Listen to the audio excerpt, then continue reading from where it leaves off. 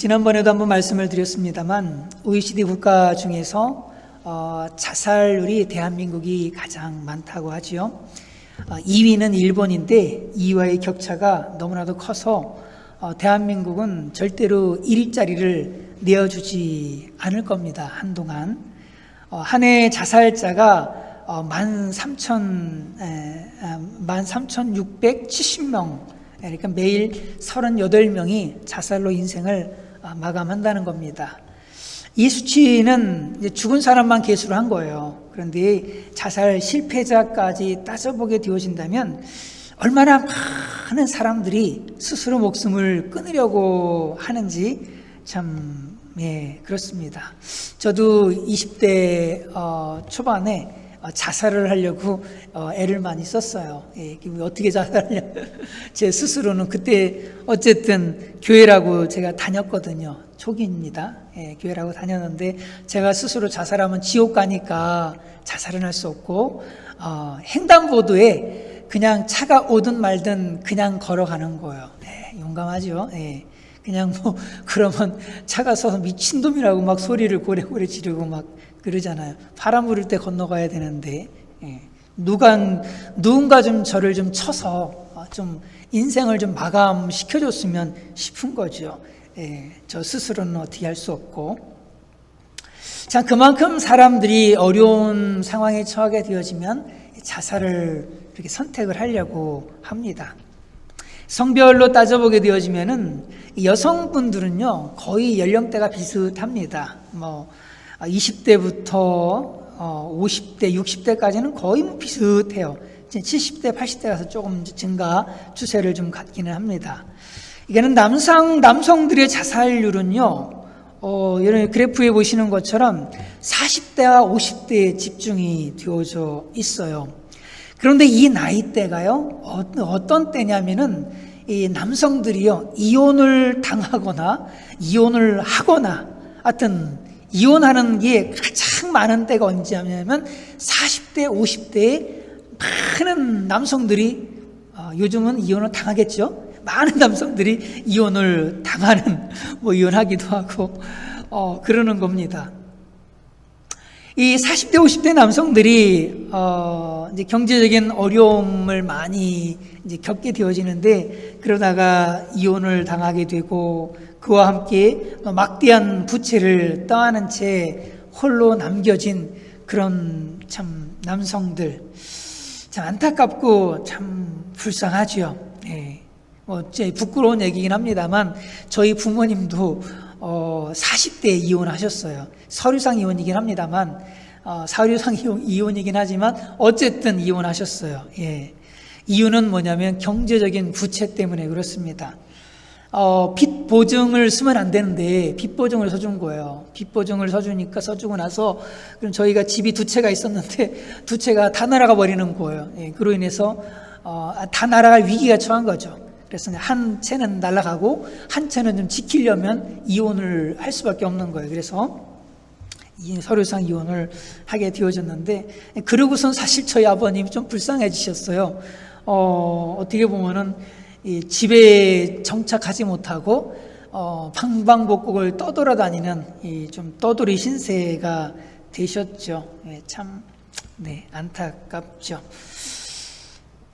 하여튼 40대, 50대가 남성들에게는 순환의 시대다라고 하는 거예요. 많은 어려움들을 겪게 되어지는 거죠.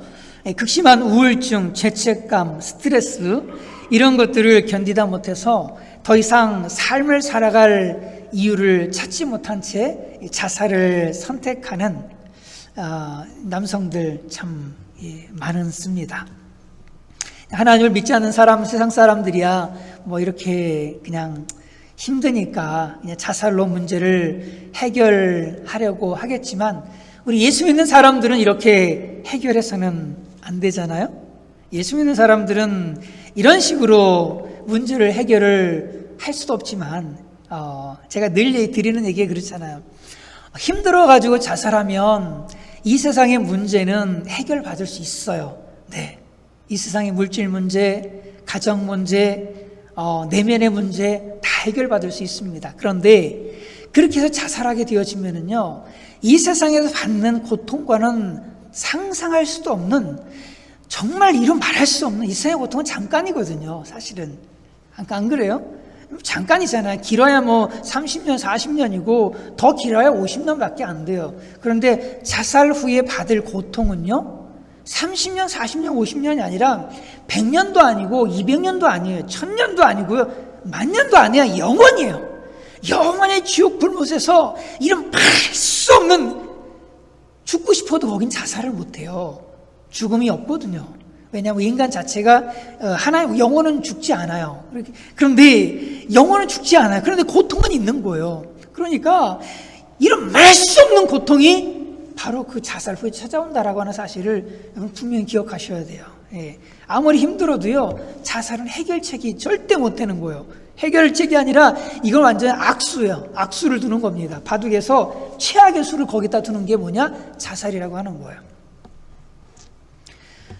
우리는 삶을 살아가면서 억울한 일을 당할 때도 참 많습니다. 난 잘못 하나도 없는데 억울하게 무슨 일들을 당하기도 해요. 그런데 어떤 사람들은 이 억울함을 뭘로 증명하려고 그래요? 나 죄 없어, 난 잘못 없어 라고 하는 것을 자살로 증명을 하려고 해요. 절대 그렇게 증명할 필요가 없습니다. 인생의 절박한 문제를 만났을 때도 자살로 그것을 해결해 보려고 하고 그렇게 하지요. 근데 절대 그렇게 해결이 되어지지 않습니다. 때로는 자신이 살다 보면 실수도 많이 하잖아요. 실수도 있고 또는 잘못도 있는데 너무 의로워서 그것을 좀 속죄하는 의미로다가 자살을 선택하기도 하거든요. 사람들 그렇잖아요. 아, 내가 참 큰 잘못을 저질렀어. 내가 성적인 죄를 졌어. 내가 큰 돈을 그냥 이렇게 좀 훔쳤어. 아, 이거 어떻게 해결할 수도 없고 이제 끝나버리고 다 들켰고, 이걸 자살로 해결하려고 해요. 자살로 그냥 속죄 받으려고. 그래, 난 죄값 받아 마땅해 라고 유다처럼, 가룟 유다처럼 그렇게 자살하려고 하는 사람들이 있는데, 네, 그것도 역시 최악의 악수를 두는 것입니다. 하나님은요, 우리 어떤 상황에서도, 어떤 절망적인 그런 상황에서도, 그 절망의 끝자락에도 세상 사람들은 나를 향해서 손가락질을 할 수도 있어요. 때로는 정죄를 할 수도 있고요. 때로는 그냥 온갖 욕을 다 할 수도 있습니다. 그러나 하나님을 믿는 믿음의 사람들은 실수할 수 있지만 그 상황에서 뭘 바라봐야 돼요? 바로 우리와 함께 하시는 하나님을 끝까지 바라볼 수 있는 믿음의 사람들이 되어져야 할 줄로 분명히 믿습니다. 세상 사람들은 나를 몰라줘요. 진짜 날 알아주는 사람이 이 세상에 있을까? 아무도 없는 것 같아요. 예, 아무도 여러분들의 마음을 알아주질 못해요. 읽어주지 못해요.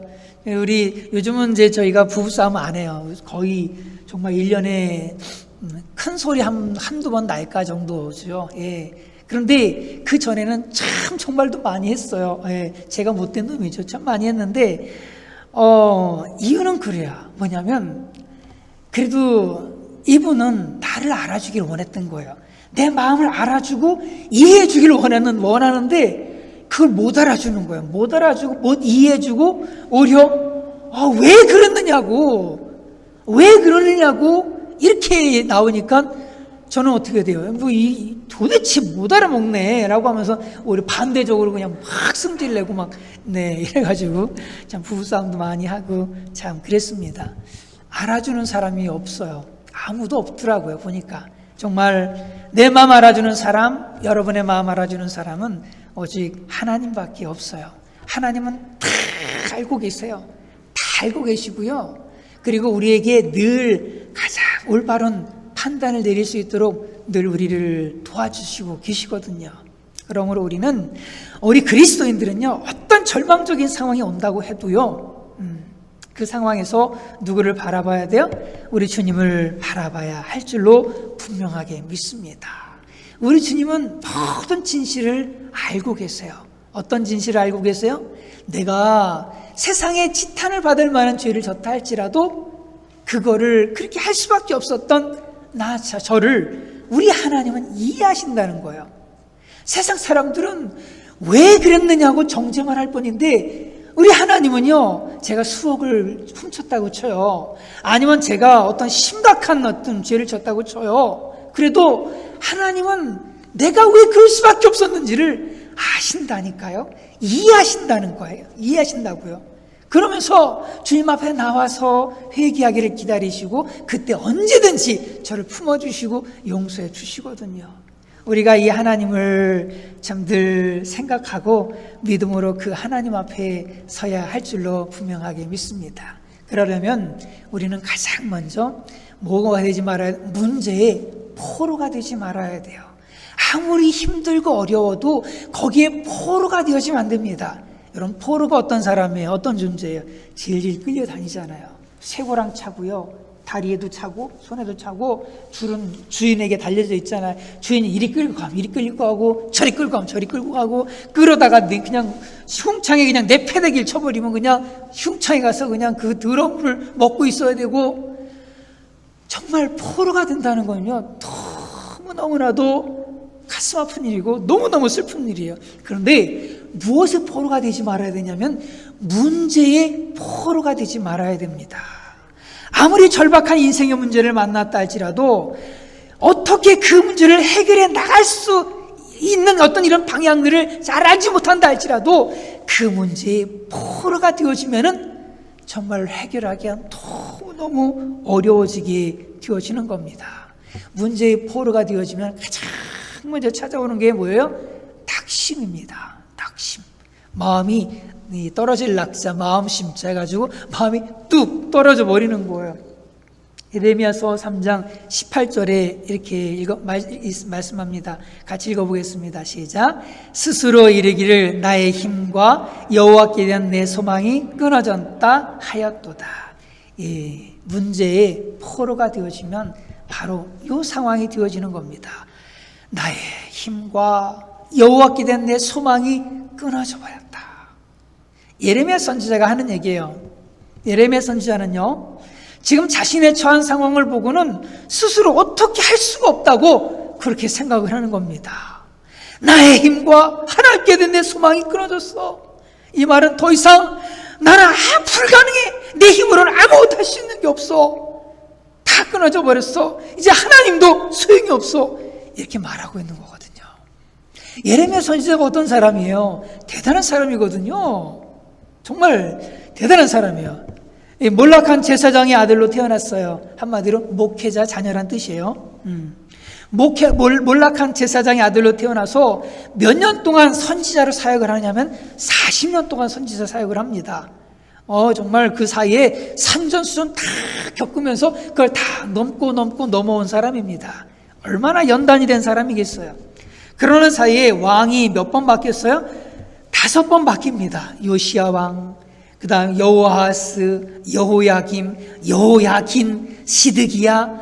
정권이 한 번 바뀔 때마다요, 나라가 그냥 술렁술렁 하잖아요. 그죠? 근데 5번이나 바뀌는 그런 가운데서 이 선지자의 사역을 감당했던 그러한 사람입니다. 그러한 이 때에 위태로운 나라의 그 백성들을 위해서 하나님께 돌아오라고. 예레미야 선지자는 정말 예레미야는 그 목회자가 아니었어요. 목회자하고 선지자하고 차이가 있습니다. 뭔 차이가 있냐면 목회자는 양육자예요. 양육하는 사람들입니다. 목양자예요. 그래서 이 목사라고 부르잖아요. 목사, 목양을 한다는 거예요. 목양. 그러니까 양들을 그냥 인내하면서 품고 계속해서 세워가는 사람입니다. 선지자는 목회자가 아니에요. 목양자가 아닙니다. 선지자는 그냥 하나님의 말씀을 선포하는 사람이에요. 그 선포하다 보니까 그 선포하는 메시지는 사람들에게 위로를 주는 메시지는 별로 없어요. 위로를 주는 메시지보다는 뭐 어떤 메시지가 가득하냐면 회개하라, 회개하라, 회개하라. 너희들 회개하지 않으면 망한다. 회개하지 않으면 망한다. 라고 하는 이 선지자에게는 선포를 계속 해왔던 것이죠. 심지어는 하나님께서 예레미야에게 어떤 말씀까지 하시느냐면은 너는 백성들에게 뭐라? 바벨론에게 항복하라고 그렇게 메시지를 전하라는 겁니다. 이야, 이거는 정말 미칠 일이죠. 우크라이나 대통령이 그러는 거, 우리 러시아에게 항복합시다. 백성들에게, 우리 싸우지 말고 다 같이 항복합시다. 그러면은, 아마, 우크라이나 대통령 맞아 죽을지도 몰라요. 다들 그냥 결전의 의지를 가지고 막 싸우려고 하는데, 항복하라고 백성들을 막 종용한다고 생각해 보세요. 예. 예레미야가 그랬다는 겁니다. 당시에 외세의 침략도 굉장히 많고 했는데, 특별히 바벨론이죠. 그런데 그때 예레미야는 뭐라고 그래요? 항복하라고. 그럼 너희들이 살 수 있다고 그렇게 외쳤던 겁니다. 그러니 매국노죠.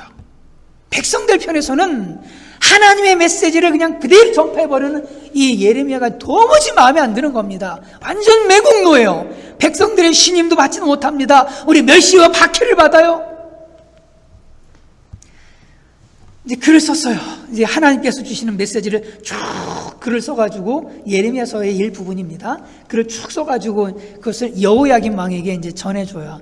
이 말씀대로 이렇게 하시면 나라가 망하지 않고 살 수 있습니다. 살 길을 얘기해 준 거죠. 그런데 이 여호야김 왕은 예레미야가 전하는 그 말씀 적힌 그 두루마리를 한 쭉 읽어가면은, 이제 두루마리로 돼 있으니까 이쪽 부분 읽었잖아요. 읽을 부분 쭉 찢어가지고 불에 태우고, 또 읽었어? 또 찢어서 불에 태워버리고 그렇게 했다는 거죠. 메시지 중심 내용이 뭐냐면 항복하라는 거거든요. 왕이시여, 항복하시면 당신이 살고 백성이 삽니다. 나라가 삽니다. 항복하십시오. 이런 메시지가 쭉 담겨져 있으니까 왕이 그거 달갑겠어요? 안 달갑지요. 그냥 그냥 멸망하더라도 그냥 죽도록 싸우다 멸망합시다.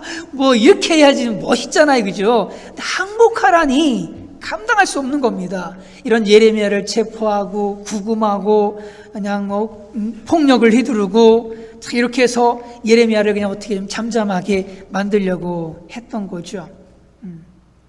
참 예레미야는 이런 상황들을 생각할 때 너무너무 절망스러운 거예요. 왜냐하면 이제 뻔하잖아요.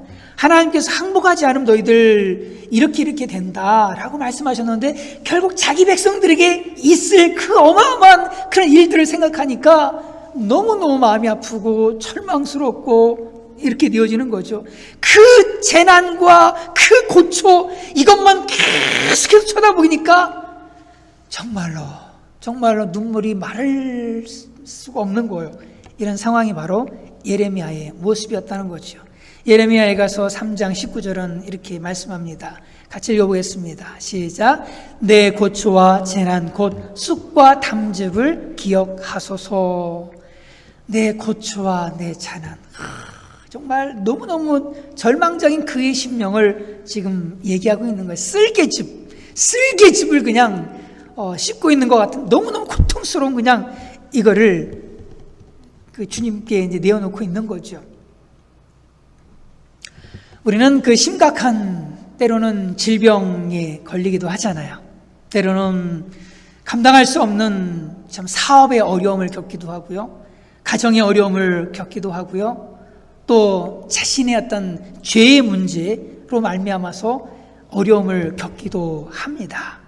근데 많은 사람들이 그런 상황 앞에서 하나님을 바라봐야 되는데 하나님을 바라보지 못하고 문제 자체만 계속 쳐다보는 거예요. 문제만 계속해서 바라보는 겁니다. 질병만 계속 생각하고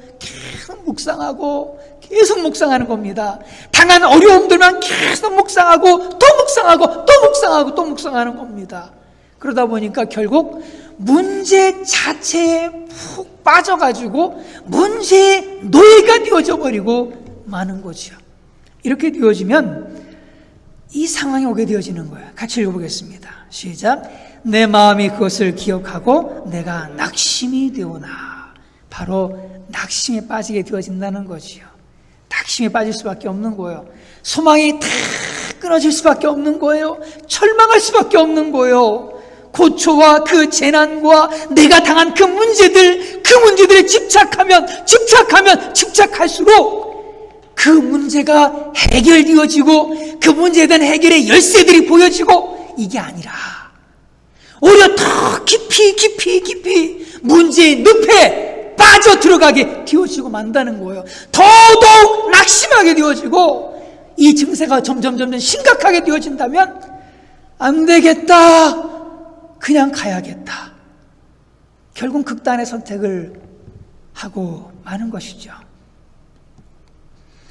예레미야의 그 고초와 고난에 대해서 이 3장에 아주 잘 나와 있지요. 그것을 참 생각하면, 거기에 채널을 고정을 시키게 되어지면 우리도 아마 예레미야처럼, 그리고 또 누구처럼, 엘리야처럼 이렇게 기도할지도 모르겠습니다. 제가 읽어보겠습니다. 내가 이 형편을 보고 일어나 자기의 생명을 위하여 도망하여 유다에 속한 브엘세바에 이르러 자기 사환을 그곳에 머물게 하고 자기 자신은 광야로 들어가 하룻길쯤 가서 한 로뎀나무 아래에 앉아서 자기가 뭐 하기를 원하여? 죽기를 원하여 이르되 여호와여 넉넉하오니 지금 내 생명을 거두시옵소서. 날 좀 죽여달라는 거예요. 나는 내 조상들보다 낫지 못하니이다 하고. 근데 3절에서 앞부분에 뭐라고 그랬어요? 그가 이 형편을 보고 라고 말씀하죠. 문제에 빠진 겁니다. 문제를 주님 앞에 드려야 되는데 문제의 늪 속에 그냥 쭉 빠져버린 거예요. 그러다 보니까 결론은 뭐예요? 저를 좀 죽여주십시오. 지금 당장 죽여주십시오, 이거예요. 이거 누구도 그랬어요? 모세도, 그 위대한 하나님의 종 모세도 그러잖아요. 이스라엘 백성들, 그 완악한 이스라엘 백성들, 끊임없이 반항하고 불평하고 대적하는 이스라엘 백성들 감당 못하겠다는 거예요. 너무너무 힘들다는 겁니다. 하나님, 저를 죽여주십시오. 저를 죽여주십시오. 제가 이 사람들을 낳았습니까? 제 자식입니까? 내가 왜 이 사람들 때문에 속을 끓어야 됩니까? 하나님, 저를 죽여주십시오. 저를 죽여주십시오. 모세도, 그 위대한 하나님의 종 모세도 문제만 쳐다보니까, 어려운 상황만 쳐다보니까, 힘든 것만 쳐다보니까 문제에 푹 빠져가지고 결국에는 죽여달라고 하나님 앞에 기도하는 그런 상황이 되어지고 말았던 것이죠. 여호와여 넉넉하오니 지금 내 생명을 거두시옵소서. 문제의 수렁에 빠져서 문제만 바라보면 안 됩니다. 문제만 묵상해서는 안 됩니다. 여러분, 문제만 묵상하지 마십시오. 문제를 묵상한다고 해서 문제가 생각한 대로, 그냥 여러분들이 상상한 대로 미래가 펼쳐진다고 생각하세요? 보통 문제를 생각하면요, 긍정적인 상상은 아무것도 안 해. 부정적인 상상들만 쭉 하거든요. 절대 그렇게 안 돼요. 그리고 하나님 여러분 사랑하시고 예수님의 십자가의 보혈의 피로 여러분들을 씻으시고 당신의 귀한 자녀 삼으셨잖아요. 여러분들이 상상한 대로 여러분의 미래가 그렇게 펼치지 않아요. 문제를 아무리 묵상해도 여러분들이 묵상한 그대로 미래가 되어지지 않는다는 거예요. 어떤 노인에게요, 삶의 즐거움을 빼앗는 것이 뭐냐고 라고 질문을 했습니다. 그랬더니 이렇게 얘기를 해요. 일어나지도 않을 것에 대한 걱정이라고 그렇게 대답을 합니다. 삶의 즐거움, 여러분 행복하십니까? 그 삶의 행복을 다 뺏어가 버리고 그렇게 만드는 게 뭐예요? 일어나지도 않을 일들을 그냥 문제를 묵상을 계속 하다 보니까 상상의 날개를 펴가지고 별의별 상상을 다 해버려요. 자, 걱정의 40%는요 절대 현실로 일어나지 않을 거랍니다.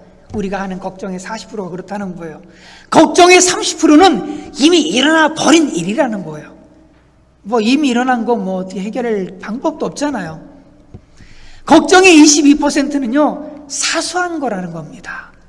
걱정의 4%는요 저와 여러분들이 결코 바꿀 수 없는 거래요. 나머지 걱정의 4%는 우리 힘으로는 어쩔 도리가 없는 것이랍니다. 그럼 뭐예요? 걱정할 거리가 하나도 없네. 내가 걱정한다고 해서 될 게 아무것도 없는 겁니다. 여러분이 걱정하고 여러분들이 늘 묵상하는 그 문제, 여러분의 뜻대로 결코 되어지지 않습니다. 그러므로 저와 여러분들이 힘쓰고 애써 해야 될 것은 문제에 대한 묵상이 아니라 하나님의 말씀에 대한 묵상입니다.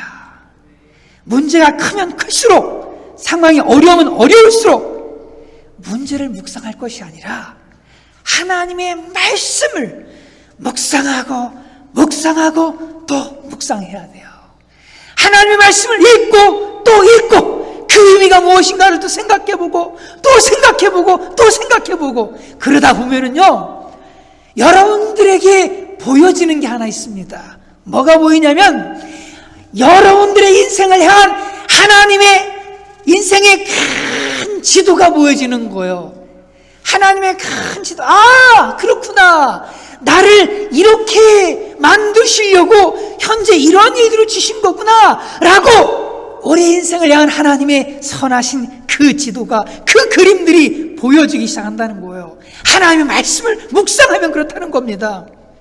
우리 인생길을 인도해 가시는 전능하신 하나님이, 그 하나님이 보여지고 여러분이 서 있는 그 자리가 보여지고, 그리고 좀 시간이 지나면 이 문제들이 합하여서 어떤 하나님의 놀라운 일들이 일어날지, 그것에 대한 기대감이 말씀 묵상을 통해서 저와 여러분들에게 보여지게 되어진다는 겁니다.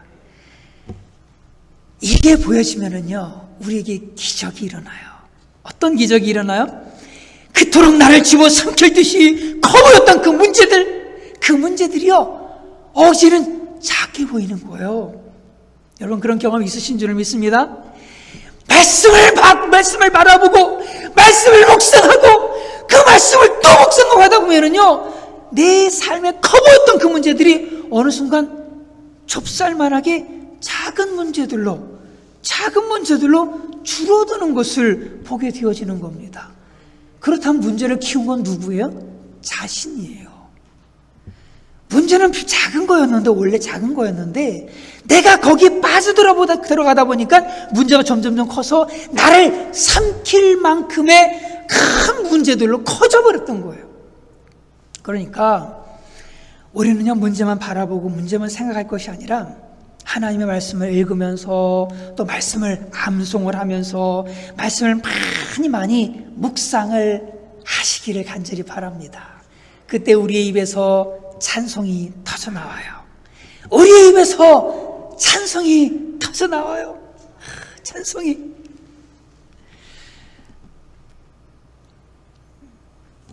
네. 두 번째로 하나님의 인자와 긍휼을 소망해야 됩니다. 예레미야는 절망의 끝에서 하나님을 바라봅니다. 그 하나님, 어떤 하나님이냐? 인자와 긍휼이 끝이 없으신 그 하나님이에요. 제가 한번 읽어보겠습니다. 이것을 내가 내 마음에 담아두었더니 그것이 오히려 나의 소망이 되었사오면 여호와의 인자와 긍휼이 무궁하심으로 우리가 진멸되지 아니함이니이다. 여호와의 인자와 긍휼이 무궁하심으로 여러분들이 망하지 않는 거예요. 여호와의 인자와 긍휼이 무궁하심으로 우리의 인생이 실패로, 절망으로 끝나지 않는다라고 하는 겁니다. 이 하나님께 대한 기대를 가지시고 이 하나님 앞에 나오시기를 간절히 바랍니다. 주님께서 말씀하십니다. 같이 읽어보겠습니다. 시작. 수고하고 무거운 짐진 자들아, 다 내게로 오라. 내가 너희를 뭐하리라? 쉬게 하리라. 주님께로 그 문제를 다 들고 나오시면 주님께서 저와 여러분들을 쉬게 해 주시는 겁니다. 같이 읽어보겠습니다. 너희는 강하고 담대하라. 두려워하지 말라. 그들 앞에서 떨지 말라. 이는 내 하나님 여호와가 그가 너와 함께 가시며 결코 너를 떠나지 아니하시며 버리지 아니하실 것임이라 하고, 내가 너와 함께 그가 너와 함께 가시며 결코 너를 떠나지 아니하시며 버리지 아니하실 것입니다. 이 하나님을 믿으십니까? 여러분을 버리지 않으시는 그 하나님을 믿으시기를 간절히 바랍니다. 끝까지 그 하나님께 여러분들의 소망을 주시고 희망을 주시고 미래를 그 하나님께 두십시오. 이렇게 하나님을 소망하는 사람들에게 우리 하나님은 결코 그분들의 인생을 실망 그분들의 인생을 실망시키지 않으시는 거예요.